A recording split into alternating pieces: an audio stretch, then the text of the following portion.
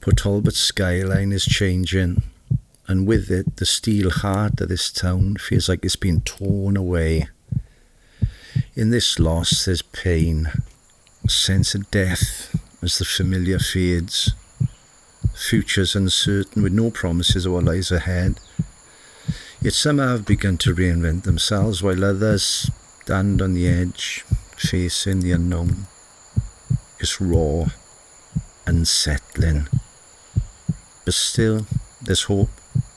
Hope that from this ending, something new might one day emerge.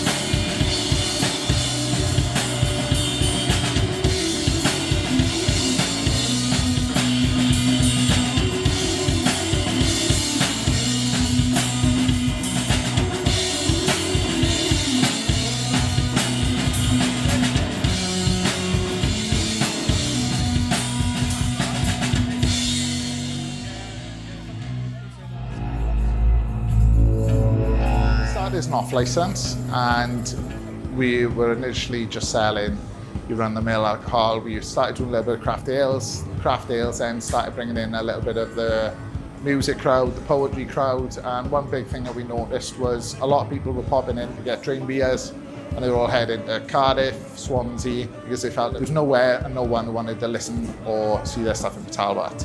So we then became an off-licensed bar, and we started holding our first evenings. We hold Drunk Poets, we hold multiple grassroots music gigs a year, we hold comedy, we have life drawing classes, and we've just evolved the cultural hub we are at the moment. One finger over a guitar, like up and down, like on one string. Yeah. And then just gradually, once you get the urge to want to play the guitar or play your instrument, that's what you can only do that once you've got the urge. It happens really quickly then, once you've got it, because you're picking it up all the time, thinking about it all the time, and then all of a sudden then it just goes up. Once you know that there's a rewards at the other end, when it's in there, and you fly in.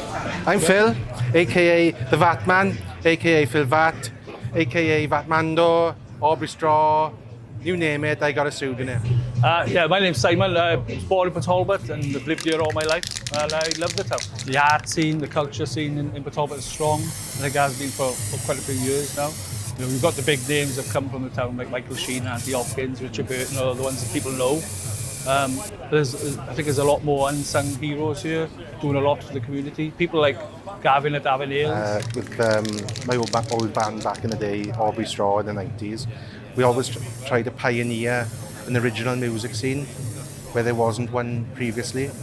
Bands from Rio would say they were from Swansea or from Cardiff, but we thought, no, we're going to break our mould. I'm quite proud to be from Talbot and say it. We did achieve a modicum of success in that, but we found that we were standing alone, really.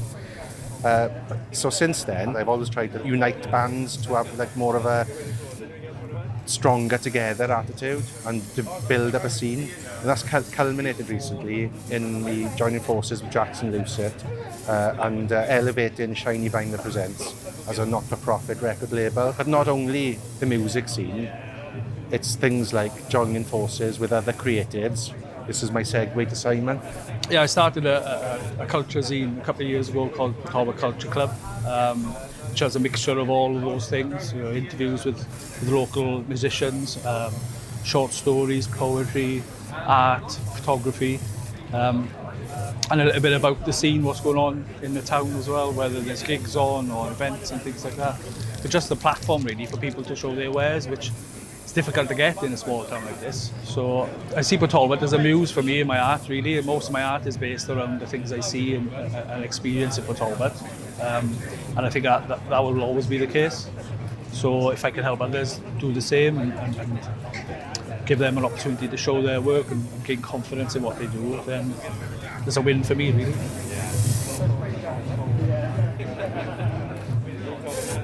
The soil beneath our feet tells a story of resilience. Once poisoned by industry, it now shows signs of new life, much like the people of this town. I'm Phil Samwell. I'm a cider maker from the Avon Valley. We're in between the trees in the festival down by Merthyr Mawr, having a fabulous time. Tremendous artists and culture is fantastic. Yeah, so it's a shame to see that the steelworks sort of declining, where it's been such a huge sort of industry of our time in Port Talbot, which where it all began in Carmarthen really, which is a small little village about 2.5 miles north of Port Talbot, where they had they smelted iron there, copper works, tin works, brick works. It was a huge industry. They even had to make a huge sort of chimney which ran up to the top of the Vole Mountain, as they call it, or the Oil in Welsh. And they used to take the poisonous gases then up to the top of the mountain, where they would dispose of, because of the people of Carmarthen were suffering with the fallout of the poison smokes and gases of the industry. So that sort of ended by a huge march, which was a cry for bread in the early 1900s. And so they marched from Carmarthen all the way down to Margam Park to the Talbots, to the house, to try and protest of not shutting the copper works, because obviously everyone was going to lose their jobs, which they did. And so there was a big cry for bread march, which was thousands of people marching down to the Margam house. So just under the topsoil now you'll see the scars of it's like the last 40 years of my life I've seen it grow greener, where sort of the industry was, it was dead, it was no greenery, but at the moment it's sort of, we were having a little bit of topsoil, so that's where we started planting some apple trees and learning which apple trees will grow in the bad soil that we had, So that's how I've become a cider maker in the valleys, where it's never been seen before, because obviously the industry destroyed the topsoil. And so at the moment we are growing some really nice Welsh heritage apple trees to make some lovely great cider.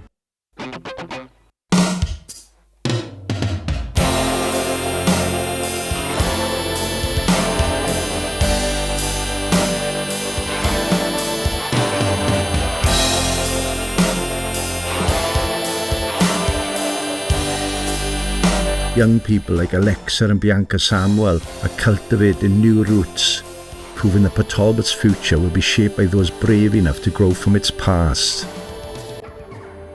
from leaving school, I found it really hard finding work here. Did you? Yeah. Very, very hard, because if you don't know anyone who owns a business, then all you've got really is the steelworks. Right.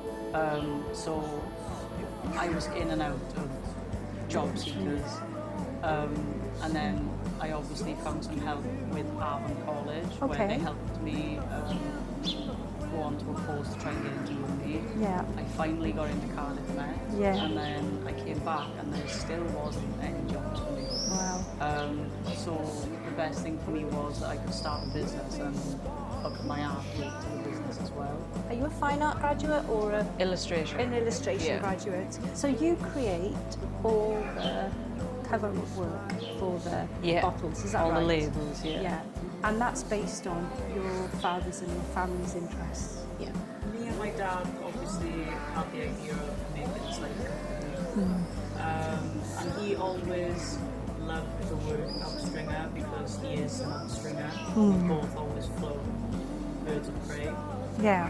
So there, over there, that's my dad's first word. Do you make video? Are you on Instagram? Things like that? Yes, we are on Instagram, and we are in the making of making little videos of like information and just like more about like our characters and, Yeah. and who we are, because I feel like that's important as a family business as well, to show like our bond and why we do what we do and why they're all interested and how my dad loves birds. And stuff like Yeah. It's Yeah. It is, yeah. like sensation, that's a nice word. Yeah. Really. That's where the passion comes from, though, isn't Does, it? yeah. And it's different. Yeah. You're part of the business. You do other things as well, like being with Ralph and the industry and interest. But where do you see the business going? Because obviously you're Mr. Ostringer and daughters, Yeah. right? So Yeah. it's going to be kind of coming to you as something like your dad's speak up, do you reckon? Yeah. So where do you see it going? So to be honest, we're working really hard on structuring the business where obviously I'm a woman and it's quite hard to work in this field on your own. Yeah. So we've been trying to structure it so we can sort of take over it in the future. It's Okay. been quite hard. Right. But hopefully in the future we'll actually be able to employ people as well. Yeah.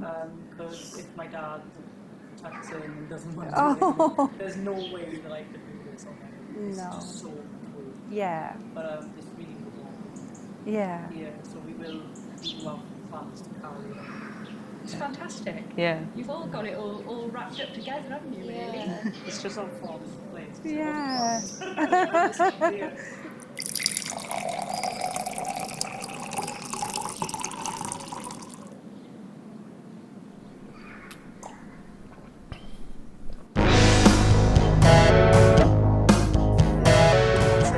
My name is Ryan Davis. I'm a steel worker, street artist.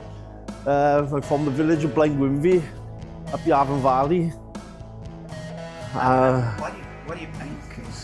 I paint purely out of pleasure mostly, like, you know, it's just the camaraderie with my brother here and just doing it purely for the enjoyment, and they've turned into a bit of a thing where people are actually employing us to do it. And, you know, being at the moment with the steelworks and all that's happening there, I've chucked all my eggs into the basket and doing this. As it happens, things have been really good for us, and we keep working at it, and it seems to be improving and getting more and more people interested in it, and people asking us to come and do it. So, you know, it's amazing, really, you know what I mean, under the circumstances and everything that's happening. Is fate maybe is involved, and I don't believe it much, but I believe in a bit of fate, so I'm just going with it, basically. I'm a window and exterior cleaner, Steelman Exterior Cleaning Solutions. I currently work in the labs in Tata Steel, and we were kind of told the labs are going to be okay, don't worry, you know, there's going to be jobs. But I was always thinking, will the labs be okay? So then I kind of looked around for other jobs, not as good pay as Tata Steel, and I was thinking, I got to do something for myself here. So I kind of reached out to a friend who does this kind of work. He said, yeah, there's money, it's hard work, but you know, you work hard, you get paid. It's like I got light at the end of the tunnel now. Like at the start, it was daunting because like, will I get enough? I was having a bit of a panic and a wobble. Will I get enough work? I was trying to work out how much am I going to get a month? How much can we afford a month? And we kind of sitting down. but it's just every week, every month, it's gaining traction all the time. Like, people are recommending me, and they're recommending me, and in the end then I'm finding it, people have been brilliant.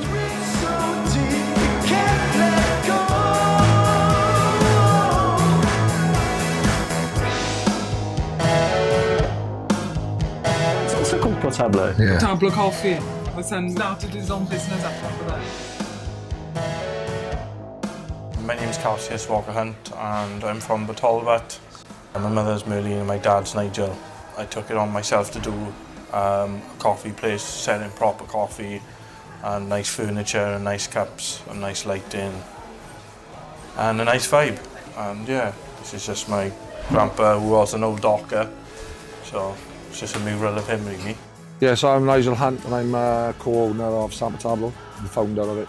Oh, San Portable is like a sexy name for this area, as opposed to Port Toilet or Port Thunderdome or Port Tablet or any other such derogatory term. So yeah, it's a celebration. I'd been to university, I'd done a creative writing degree in Middlesex University, so I'd always knew that it was there waiting. I just didn't have the confidence, or I wasn't put in a situation where I had to do it. I'd been doing jobs that put bread on the table that didn't particularly make me happy and that I wasn't particularly good at. I've been doing that for 15 years, which allowed me to provide to my family, which was my biggest priority. But so I lost my job in the steel crisis in 2016, and I came out with a very poor settlement. And I had 4 children, I had a mortgage and bills to pay. And so I had to make a decision, what was I going to do? So there's an old Roman poet by the name of Ovid, and he said that fear gives you wings. And I think that's what happened with me. I was quite worried about my future. I'd lost a job for life. I was insecure, I was unsettled, and I started thinking quite clearly. And I thought that I should start to do something, firstly, that I enjoyed, and secondly, that I was good at. And clothing it was for me. And I was able to get sort of my creativity and my imagination working with this brand. And here we are. I wanted to do 6 months and 6 designs when I started. And now it's nearly 9 years and we've done nearly 90 designs, so and we're in a better position than we've ever been. Starting this brand was probably one of the best decisions I made in life. Hello there, I'm Mike Panchellock, born and bred in Batolvat and co-owner of San Portable Clothing. I've known Nige for the last 25 years, at least. Yeah, myself and his brother, we grew up skateboarding together. Nige was like in university at the time. Yeah, so when Nige came back from uni, yeah, we started kicking it, and then we had children around the same time. Yeah, so lots of good times, lots of water under the bridge. If Port Talbot was a person, what would you say to it? Wow, that's a big question. The key word first, I don't stop talking normally, everybody knows me for talking too much, but is to listen. What can we do to change the situation that's making you sad? How can we work with this? At night time, especially when I was doing a lot of travelling in my late 20s, when you take that turn by Porthcawl and you look into, that sea of lights, it's like a warming metropolis. We think it's the steelworks because it kind of towers over everything, doesn't it? It's a big, imposing presence, and it's important. It employs people and it gives us an obvious sense of identity. But actually, I think it's the people really that are important, aren't they? And that can go on. We're still here. A lot of outsiders and stuff, they would use derogatory terms. Port tablet, port toilet, so on and so forth. So, the old San Portable collective, it started as a clothing brand and whatnot, but it's become more of a movement now. yeah, that general fuck you attitude. You know, we don't care. You think we smell. We're poor toilet or whatever. Yeah, it's like you drive on through.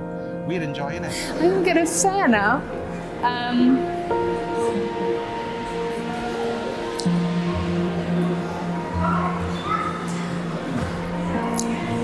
Thank you. Yeah, for the stories, for the people, for not changing. Yeah, it's a really special place.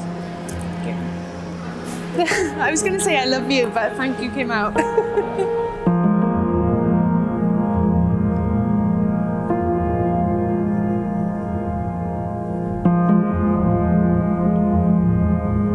This is what I would say to Port Talbot. Don't breathe it in, just don't breathe it in. Don't breathe it in again.